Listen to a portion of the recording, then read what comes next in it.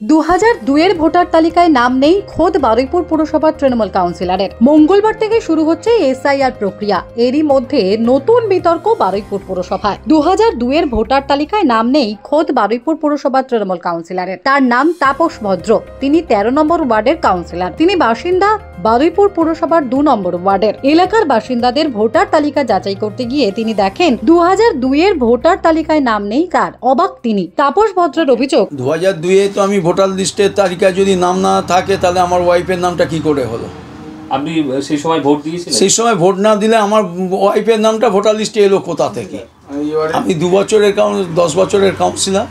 কারণ দেখছি এই নাম বাদ দেওয়াটা ভোটার লিস্টে কারচুপি। যারা রাজ্যের সেন্ট্রালে ক্ষমতায় আছে, যারা এসআইআর করবে, তারাই এই কাজটা করছে এবং বিরোধী দলনেতা বড় বড় কথা বলে বেড়াচ্ছে। কোথায় 2টো নাম আছে, কোথায় 3টে নাম আছে, আর অরিজিনাল লোকগুলোর যে নাম কেটে যাচ্ছে সেটা তো উনি বলছেন না। কন্ট্রোলটা করে সেন্ট্রাল নির্বাচন কমিশনার। তাহলে এর পিছনে আপনি চক্রান্ত দেখছি। Bureau report, Durnibar Bangla news.